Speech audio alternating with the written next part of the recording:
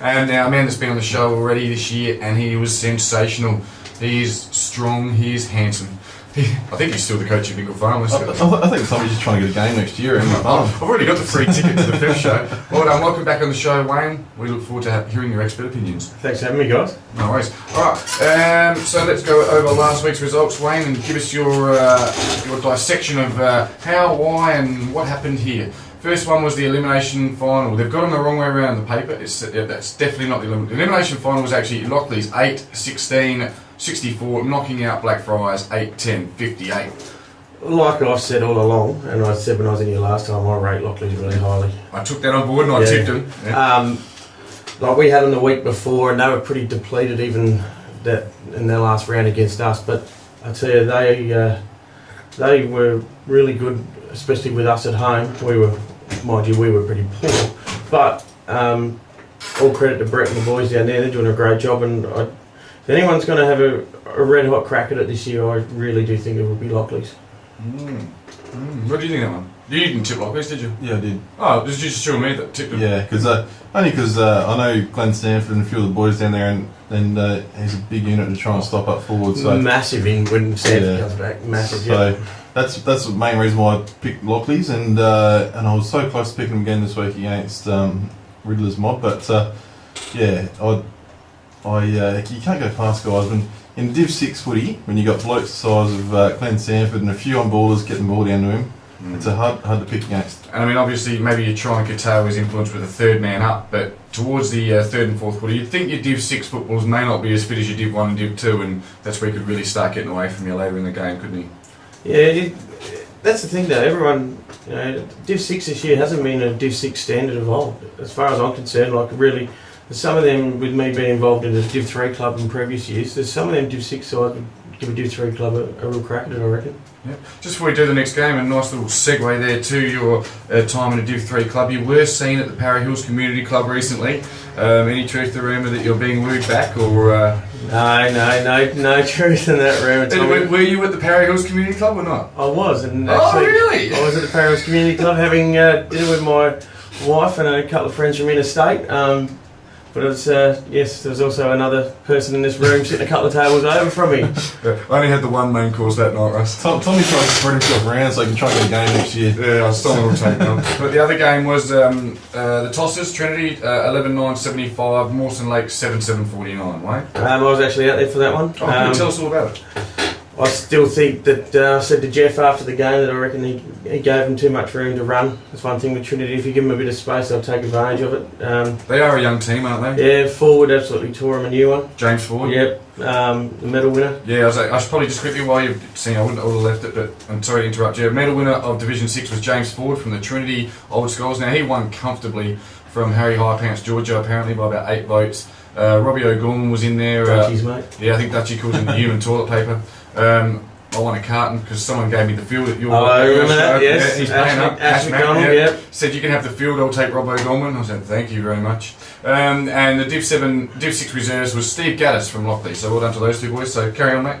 Yeah, like I said, I did mention to Jeff after the game, like Forward gave him too much room. You give a bloke like that too much room, he'll take full advantage of it.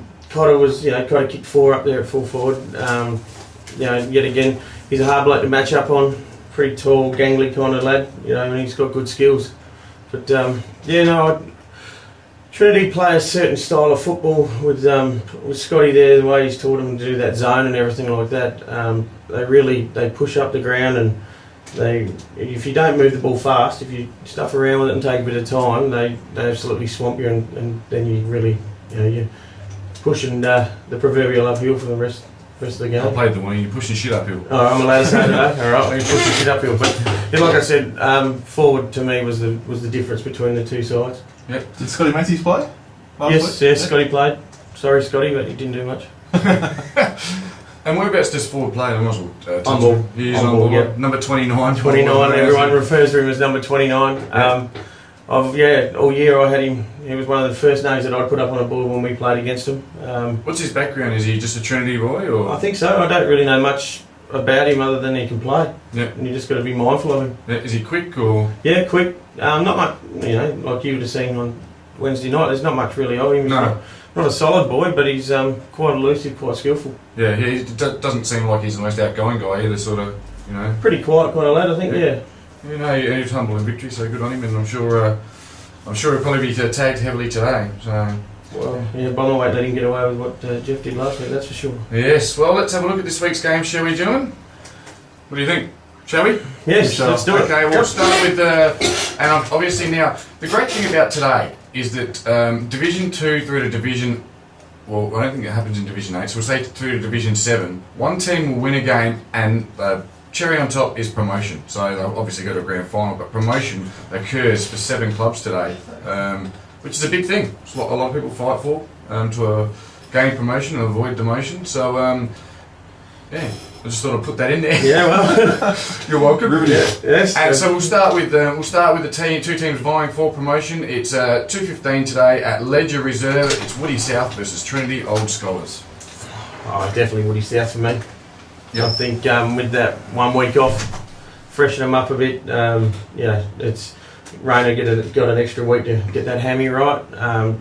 Woody South by the length of the straight at Flemington. Yeah, I guess with Woody South, like the Spenny Matt's going to be mindful. You go, oh, do I tag Bomber Clifford? Do I look out for Rayner? Scusi's in there somewhere as well, isn't he?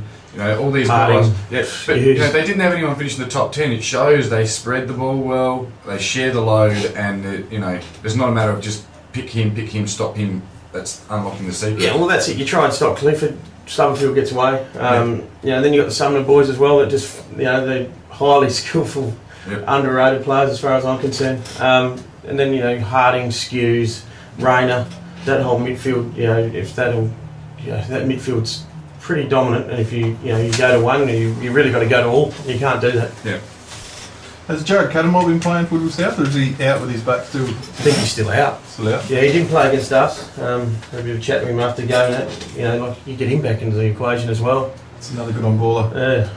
I don't know, Tommy, for me, I think this will be a pretty good game still, but I think Woodville South, they probably deserve to win more than anything, but I know finals is a totally different game, but I'm still going to tip Woody South. Yeah, I think Woody South got in such a strong position early. By the middle of the year, they were able to, not so much fox, but they were able to probably have the preparation that they wanted to have for finals, maybe rested some players, had that week off. I'd be surprised if they didn't win, but it is finals football, so there's 2 teams playing, there's 2 chances. I'll take Woody South though. We all went Woody South, didn't we? Yeah. And that wasn't a love fest. Well, you look at it, there's a few of them there that have, like Clifford didn't play the last round against Centrals. Dutch is probably lucky that game. I think they did rest a few for him. And they've rested a few there. So you got blokes that have had a fortnight off that are going to be pretty fresh. But then on the other hand too, that could work against them. Yep. Rayner's been out for 6 weeks now, I think it is. Wow. For that hammy, because he did it, had 3 weeks off or something, and they just decided to let it come good. So I noticed when Macca was naming the team Thursday night, there was an extra player on the bench. Is that in all leagues? So you get 4 on the bench for finals? 4 on the bench. Yeah, you get an extra one for finals. Yeah. Not in the C's don't. They've already got 7. But yeah. Oh, that's good. Well, so that means you could probably afford to carry and take a risk with someone. Yeah. I don't know why they do that in finals. I really think if they're going to make that rule, maybe the higher impact. I don't know. I think if you're going to stuff rules around like that, let's make them for the whole year. I don't have a problem with there being 22 on the field. I reckon that. No, I'm not on the field, sorry. There's only 22 on the field when you play CBC. Did you read that last week? No. I called a count. Oh. They had too many on the field as well. Oh, you don't lose your school anymore if you have too many on the field? Since when? I don't know, but you don't. Yeah, right. Yeah.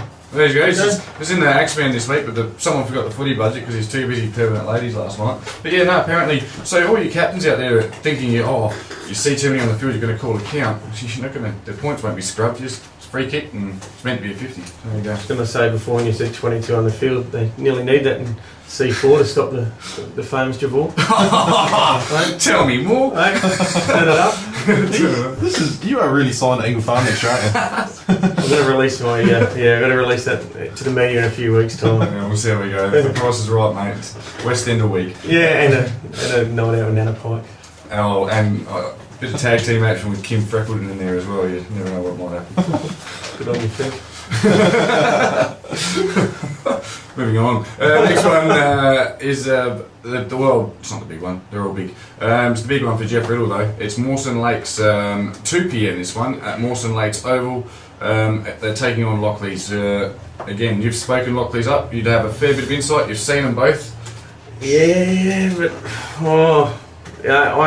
I do. Like I said, I rate Lockleys very highly. But I'm going to kind of sway a bit towards Riddler's mob today out there on their home ground.